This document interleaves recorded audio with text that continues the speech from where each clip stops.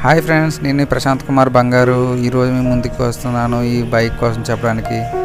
ప్రతి ఒక్కరి జీవితంలో కొన్ని వస్తువులైనా మనుషులైనా వాళ్ళతో ఒక బాండింగ్ ఉంటుంది.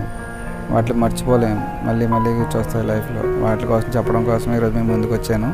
అలాగే ఈ బైక్ కోసం చెప్తాను. ప్రతి ఒక్క జీవితంలో ఒక్కొక్కరికి ఒక వస్తువు ఇంపార్టెంట్ అయి ఉంటుంది. అలాగే నాకు ఈ బైక్లు కూడా చాలా ఇంపార్టెంట్.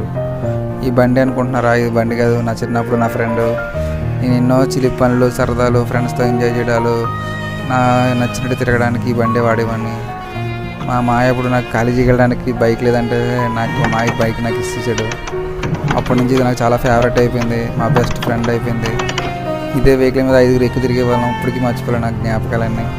కానీ ఒక యాక్సిడెంట్ వల్ల అలాగ మూల నడిపోయింది బండి.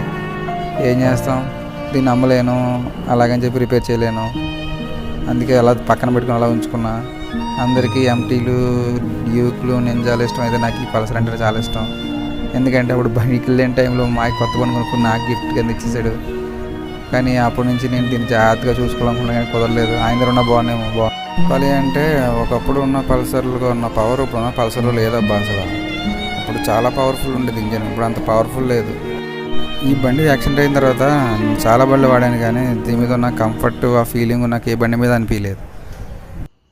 ఎప్పటికైనా సరే ఈ బండిని బాగు చేయించాలి, ఈ మీద తిరగాలి, అదే నా ఆశ. చూస్తాను ఎప్పుడు నెరవేరుతుందో.